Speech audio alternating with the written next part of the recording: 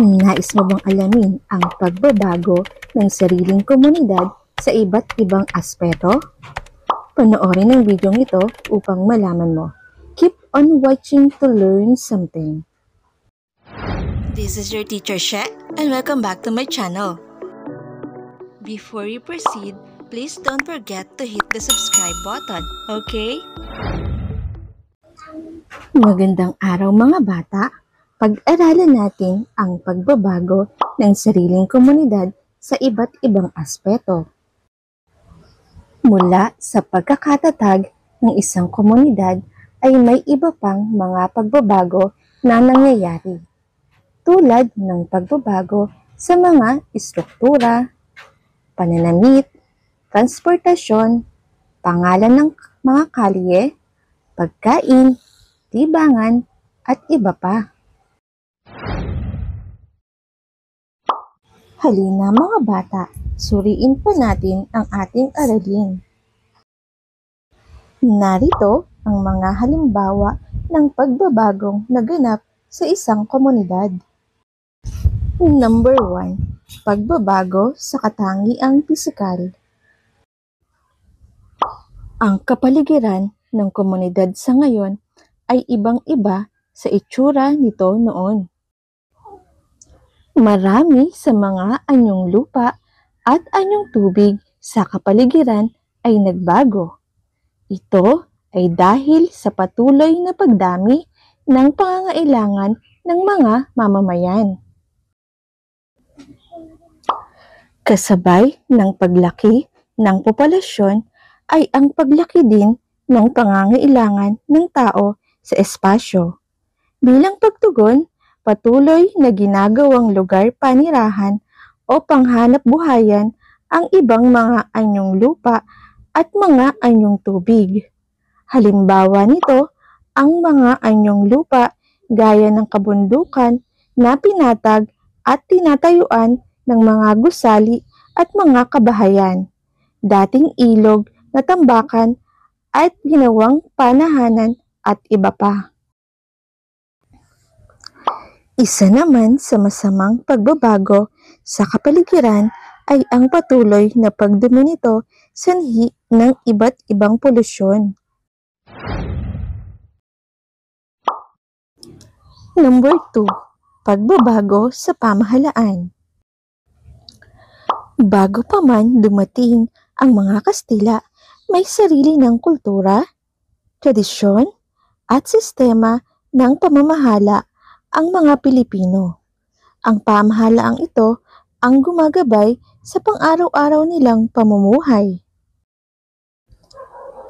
Pinamumunuan ng mga dato ang mga barangay noon at raha o laka naman ang namumuno sa higit na malaking barangay. Ngayon, kapitan ang tawag sa namumuno sa isang barangay.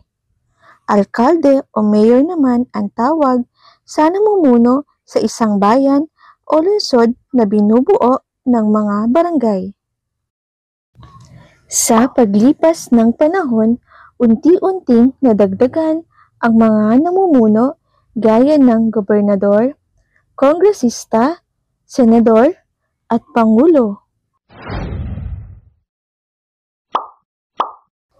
Pangatlo, pagbabago sa ekonomiya.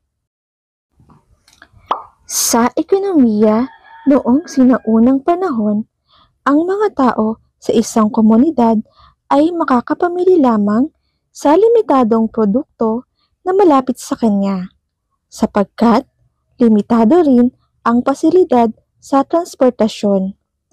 Ang halimbawang ipinapakita ng mga mangyan, tasaday, at katulad na tribo ang makakapagpatunay nito. Habang ang ekonomiya ay tumatatag, bumubuti rin ang transportasyon. Noon, ang mga hayop tulad ng kabayo, kalabaw, at baka ay kinakabitan lamang ng karitela, kariton o kalesa upang magamit ng mga tao sa kanilang paglalakbay sa lupa. Ang mga komunidad na malapit sa mga anyong tubig ay gumagamit naman ng balsa at bangka. Dahil sa pangangailangan ng ekonomiya sa mga mabilis na transportasyon, nagbago ang anyo ng mga sasakyan. Nagkaroon ng riles at tren at tranbiya na isang uri ng tren na pinatatakbo ng kuryente o enerhiya. Hindi nagtagal, nagkaroon din ng mga barko, bus, kotse, tricycle at jeep.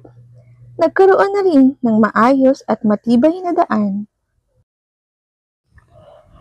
May mga tulay, pantalan at modernong paliparan na rin. Sa pamamaraang ito, ang bawat tao sa komunidad ay nakipag-ugnayan sa ibang tao at nakipagpalitan na ng kanya-kanyang produkto.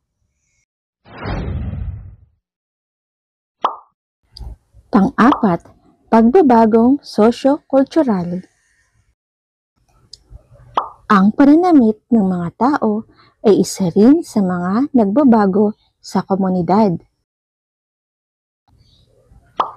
Baro at saya ang isa sa mga isinusuot noon ng mga kababaihan. Sa mga kalalakihan naman ay kamisa de chino at mahabang pang-ibaba ang isinusuot. Sa pagdaan ng panahon, nagkaroon ng iba't ibang uri ng pantaas at pang-ibabang kasuotan. Halimbawa nito, ang maong na pantalon, blusa, gown, at iba pa. Maging ang mga pagkain sa komunidad ay marami na ring pagbabago. Sa ngayon, napakarami na ng mga putahe ng pagkain sa mga komunidad. Sa lungsod, pangkaraniwan na ang mga pagkaing banyaga. Kabilang dito ang hamburger, pizza, spaghetti, siomai, siopaw, kimchi, at iba pa. Nagbago rin ang libangan ng mga tao sa komunidad. Simple lamang ang laro ng mga bata noon gaya ng piko, sipa, trumpo, sungka, patintero, at luksong tinik. Sa ngayon, napakarami ng maaaring paglibangan sa komunidad. Nariyan ang radyo at telebisyon, babasahin, sine, internet, at mga electronic gadget. At ngayon mga bata, tayahin natin ang inyong natutuhan. Buuin ang pangungusap. Piliin ang tamang kaisipan para sa padlang. I-comment ang inyong sagot. Number 1. Noon, baro at saya ang isinusuot ng mga kababaihan. Ngayon, patlang ang kanilang isinusuot. A. Blusa at pantalon. B. Kamisa de chino. C. Barong Tagalog. D. Kimono at saya. Number 2. Noon, karaniwang nilalaro ang sipa bilang libangan ng mga bata. Ngayon, patlang ang kanilang libangan. A. Paglalaro ng sungka. B. Paglalaro ng patintero. C. Panonood ng telebisyon at paglalaro ng mga electronic gadgets. D. Paglalaro ng luksong tinik. Number 3. Noon, datu ang namumuno sa isang barangay. Ngayon, pinamumunuan ito ng isang patlang. A. Raha. B. Kapitan. C. Pangulo. D. Kagawad. Noon, mga putaheng Pilipino ang karaniwang niluluto. Ngayon, patlang. A.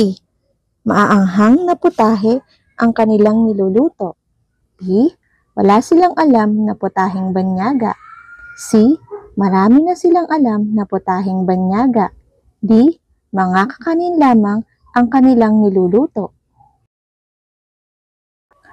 Noon, Ang mga tao sa isang komunidad ay makakapamili lamang sa limitadong produkto na malapit sa kanila dahil sa limitadong transportasyon. Ngayon ay padlang. A. Mabagal pa rin ang transportasyon. B. Mabilis at makabago na ang transportasyon. C. Wala nang masakyan na transportasyon. At D. Mga hayop ang kanilang ginagamit sa paglalakbay. Maaaring i-post ang video upang ikaw ay makasagot. Narito ang mga tamang kasagutan. Nakakuha ka ba ng perfect score? Magaling!